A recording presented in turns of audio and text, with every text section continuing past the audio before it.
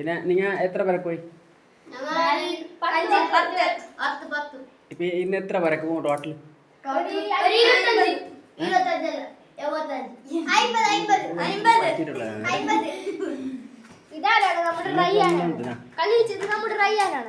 റയ്യാന്റെ എല്ലാ ഫോട്ടോ ചെയ്യുന്നില്ലേ എല്ലാവരും?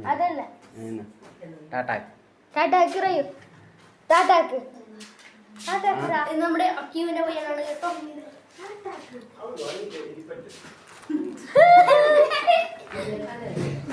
ഇതാണ് നമ്മുടെ റയ്യാൻ. അപ്പൊ